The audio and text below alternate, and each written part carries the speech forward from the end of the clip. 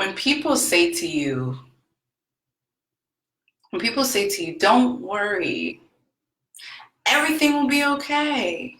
You'll get through this. Don't worry about it. That can be one of the most annoying, frustrating, angering statements that someone can make because they don't understand what you're going through. They don't understand that you're really just trying to figure out how you're going to get your lunch.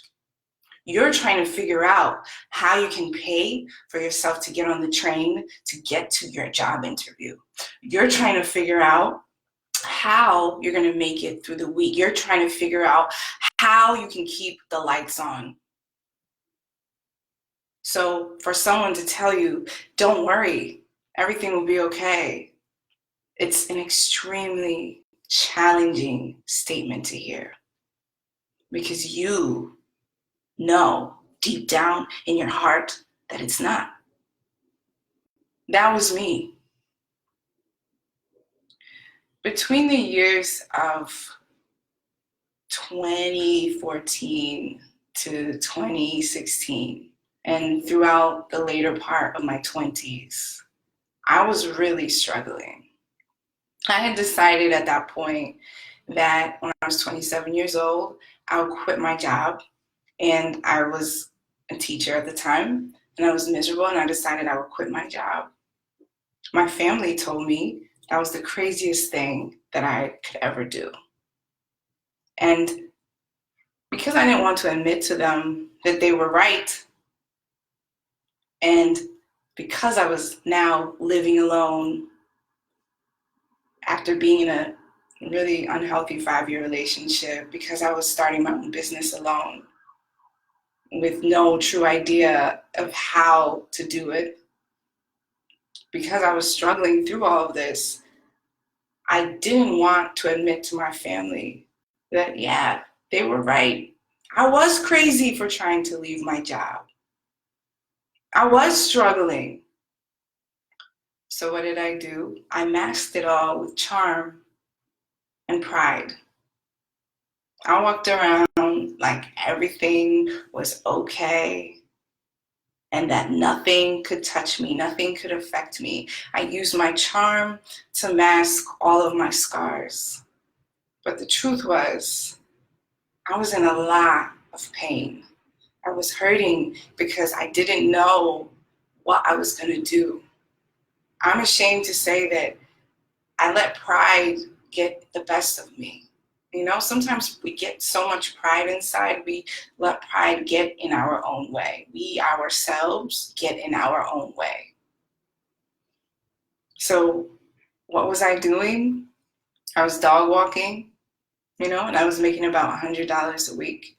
And I was operating my business. But my business wasn't collecting any profits. So I had to start getting creative. I had to get creative with how I would pay my bills, how I would feed my pets, how I would feed myself. And I was going in this downward spiral of anxiety, panic, and depression. And the truth was, I didn't want anyone to know about what I was going through. And I myself didn't want to face all of the problems that I was creating for myself because I was too scared and too stuck in a victim mentality to get out of it. Your negative thoughts can be so strong, so powerful that they can hold you back from living a life. I was living in a mentality that I was constantly on the edge of dying. I remember being so depressed and being so uncertain of what I was going to do next that while I was waiting for the train one day, I thought, what would happen if I jumped? Who would care? Why would it matter? When we allow ourselves to get trapped in negativity, it can be really hard to get out. It was really hard for me.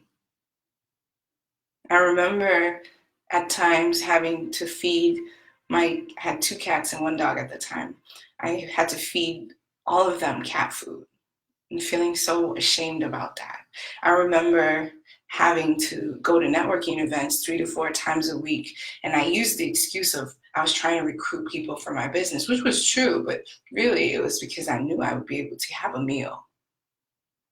I remember having to hop the turnstile in order to get on the train almost every single day and hoping I didn't get arrested.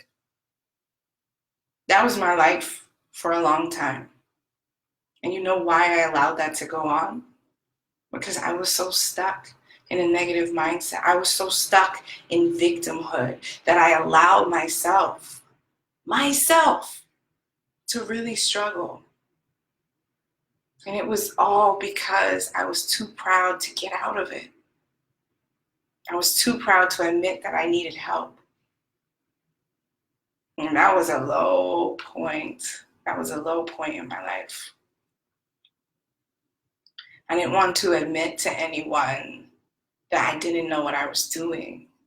And I felt that if I struggled, if I played the victim, if I was the one who was hurting myself the most, no one else could hurt me. And when I spent so much time complaining and talking about what I didn't have and talking about where I couldn't go, what I couldn't do, and I could not pull myself out of it. I couldn't for a long time until I had a breakdown moment. I don't know whether it was that I just couldn't do it anymore, I couldn't lie anymore. I remember, this is really, really personal, but I remember I was cleaning out my cat's box and I hadn't tended to it in a long time. And it was like one of the electric ones. And I was cleaning it out and I didn't like cleaning because I didn't like facing things. And I pulled out the under compartment where the electrical machine like distributes all the waste from your cat, right? And this electric kitty box, when I pulled it out, inside that bin were worms.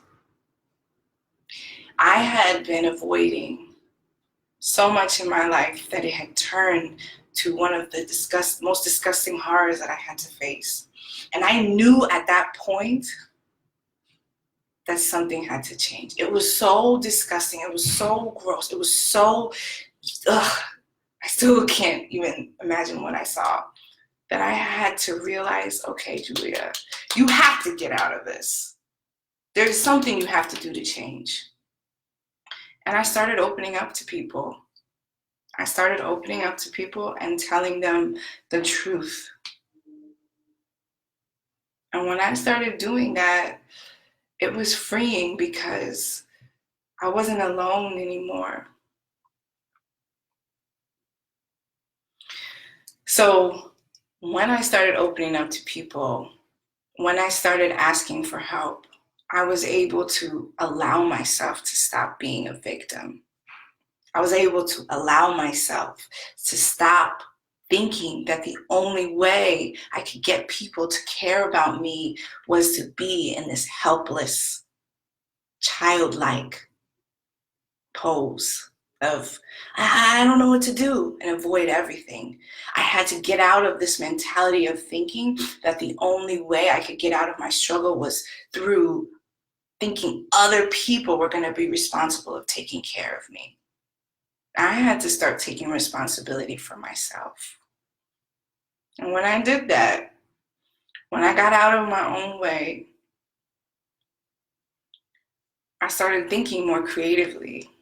Sometimes we can get so trapped in our minds that we're not able to think creatively anymore. All we can think about is self-doubt and negativity. And when you're in that, you can't get out. So I had to break out somehow. And when I started admitting to people that I needed help, that I was struggling, that I was hopping the turnstile, that all these things that were my ugly truth, people started giving me suggestions.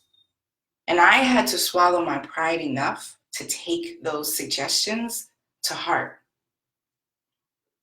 There was this restaurant that I would pass every day when I was dog walking. And, you know, I thought to myself, I heard this voice to me say from the universe, go in and ask for a job. Now, I have a master's degree in teaching. I went to great schools, and I used that as my labels. I used that to think that I was better than other people.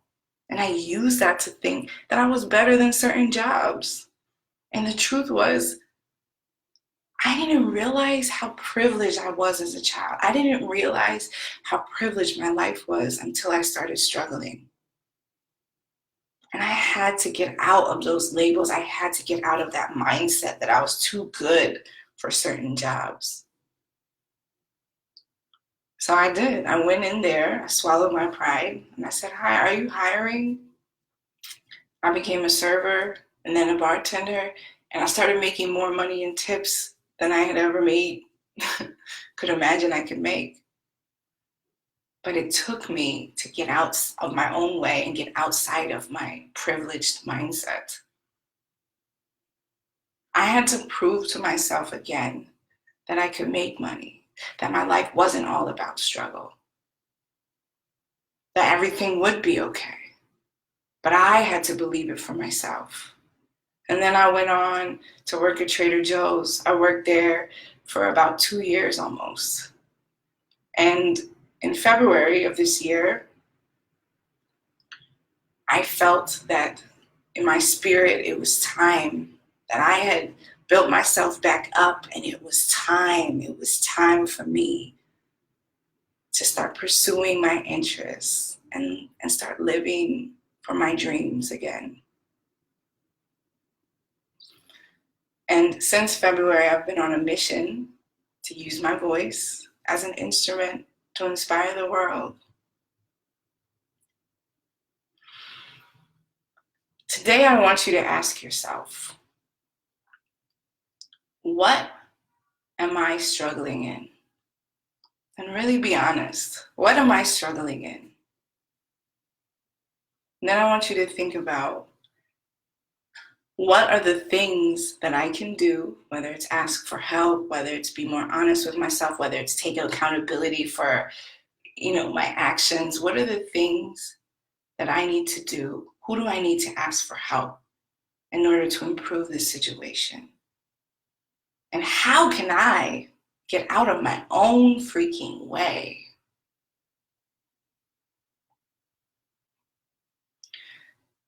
There are certain times where people in our lives are enablers.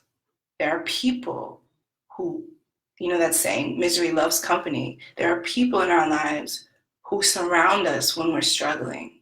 And you think, oh, that's my friend. That person cares about me. Be aware of who those people are, because those are your enablers. Sometimes people enable us. They keep us where we are. And it's not because they're our friends. It's because it makes them feel better. Pay attention to who is around you when you're struggling and who's keeping you there, and who is there who's not giving in to your victimhood, who's giving you real talk every single day, and who's motivating you and truly supporting you to get out of the situation you're in. And keep those people in your circle. Be aware of the activities that you're doing to hold yourself back and how you're enabling yourself to stay where you are. You can change your life because you can make a decision to ask for help when you need it, to be honest about what you're struggling in, and to take responsibility for your life right now. You can get out of your own way and start living the life of your dreams. It all starts with you. Thank you so much for listening. I hope you have a beautiful day today. If this resonated with you, leave me a comment. Let me know what you think, how you feel, and have a beautiful day. Keep asking yourself those important questions and keep being honest with yourself. That is how we evolve. Have a beautiful day. Bye-bye.